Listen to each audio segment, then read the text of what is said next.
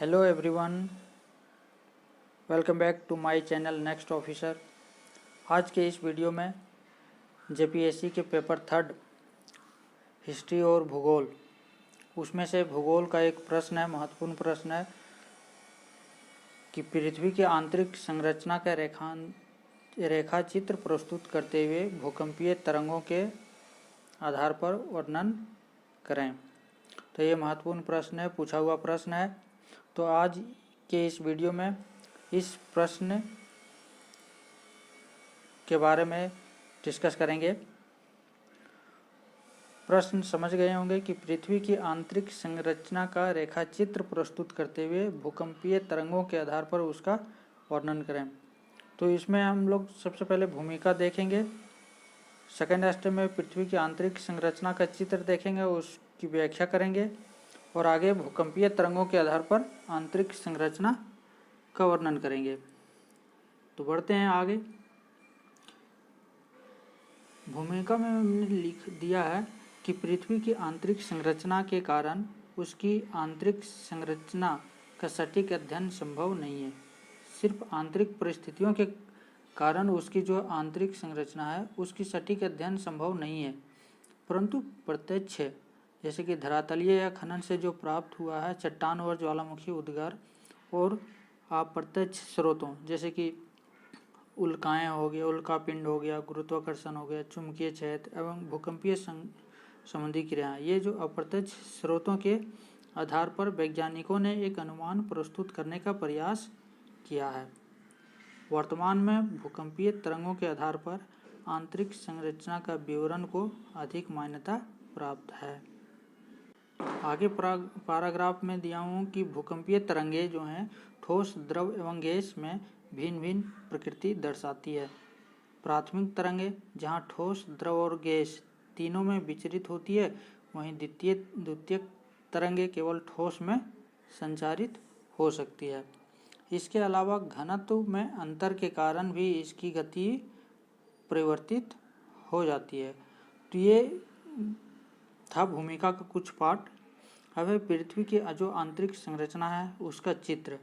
तो पृथ्वी की जो आंतरिक संरचना है उसका चित्र आप देखिए, इसको समझने की कोशिश कीजिएगा। सबसे लास्ट में आंतरिक क्रोड है, ठीक है, जिसकी जो गहराई है 6370 किलोमीटर के आसपास है, ठीक है।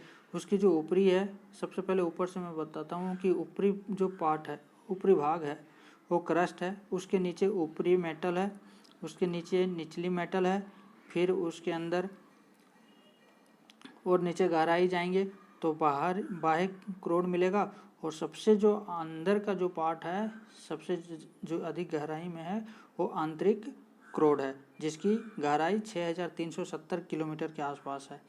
तो क्रस्ट जो है, क्रस्ट की जो गहराई है 30 किलोमीटर के आसपास है, ऊपरी परत, ठीक है। उसके बाद ऊपरी मेटल जो है वो 30 किलोमीटर से 200 किलोमीटर के बीच है, ठीक है। ऊपरी मेटल से निचली मेटल के बीच का जो गहराई है वो 200 किलोमीटर से 700 किलोमीटर तक है। निचली मेटल से लेकर जो बाह्य क्रोड तक 700 से 2900 किलोमीटर, और जो बाह्य क्रोड का ऊपरी परत से आंतरिक क्रोड तक 5150 किलोमीटर इसकी गहराई। एक तरफ हमने गहराई को दर्शाया है और दूसरी तरफ घनत्व दिया गया है कि कौन से परत में कितना उसका घनत्व है। तो ये डायग्राम है, ये चित्र है, आप समझ सकते हैं, लिख सकते हैं इसको। इसके बाद हमने आगे इसकी विशेषता को बताया है कि इन्हीं विशेषताओं के आधार पर पृथ्वी की आंतरिक संरचना को तीन बड़े मंडल परत में बांटा गया है, जैसे क्रस्ट, मेटल और कोर। क्रस्ट हो गया सबसे ऊपरी पार्ट, बीच का मेटल हो गया, और सबसे जो आंतरिक पार्ट है क्रोड, जिसको कोर में विभाजित किया गया 3 बड़ी मंडल में। आगे कि भूकंप तथा भूकंप की गति में अंतर के आधार पर इन तीनों प्रमुख मंडलों के उप विभाग किए गए हैं। जैसे भूकंप की जो गति होता है उसमें अंतर पाया जाता है, अलग अलग स्थानों पर भूकंप की जो गति होती है अलग होती है, तो उसके आधार पर भी इसका उप विभाग मतलब सेक्शन को भी एक सब सेक्शन के रूप में डिवाइड किया गया है। ईपी सेंटर, जहाँ पे भूकंप की गति सबसे अधिक होती है ईपी सेंटर पे। ये हमने दिया है एक डायग्राम, यहाँ भी मैंने बताया है।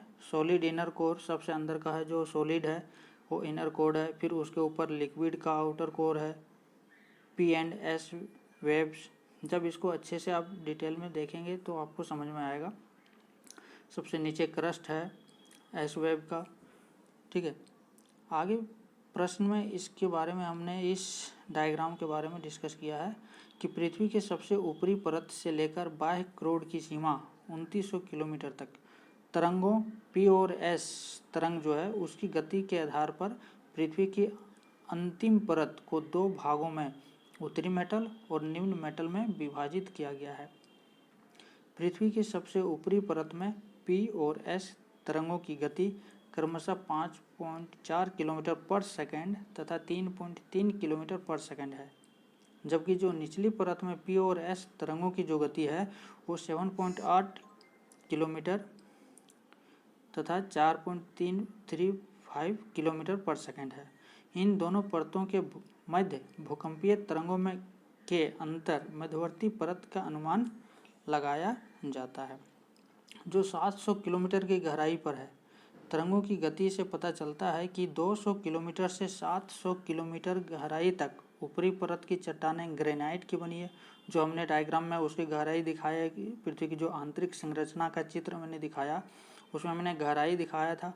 तो उसमें से उसकी तरंगों की जो गति है उससे यह पता चलता है कि 200 किलोमीटर से 700 किलोमीटर की गहराई तक ऊपरी परत की जो चट्टानें हैं वो ग्रेनाइट की बनी हुई है तथा मध्यवर्ती परत में आग्नेय एवं रूपांतरित चट्टानें हैं, जबकि निचली परत अधिक घनत्व वाली डोनाइट एवं पेरिडोनाइट से बनी हुई है।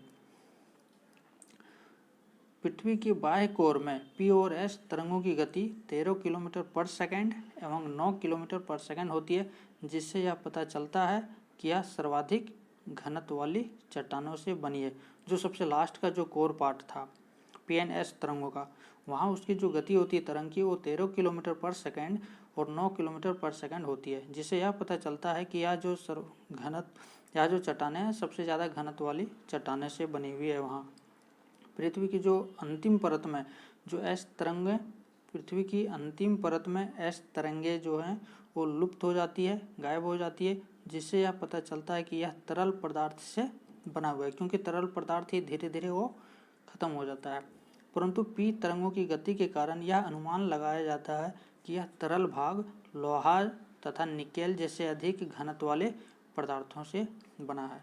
तो दोस्तों ये था पृथ्वी का आंतरिक संरचना का एक रेखा चित्र और उसके आधार पर उसका वर्णन किया गया था रेखा चित्र के आधार पे। तो ये महत्वपूर्ण प्रश्न है, जेपीएससी में पूछा हुआ प्रश्न है। अगर आपको इस प्रश्न में अगर कहीं लगता है कि कोई भी पैराग्राफ में किसी दूसरे तरीके से इसका डिस्कस किया वर्णन किया जा सकता है तो उसको कमेंट में ज़रूर बताएं, ताकि मैं अच्छे से और सुधार कर सकता हूं। थैंक यू दोस्तों। अगर आप चैनल पे नए हैं तो चैनल को सब्सक्राइब कर लीजिएगा। रोज़ एक जेपीएससी मुख्य परीक्षा का रोज़ एक प्रश्न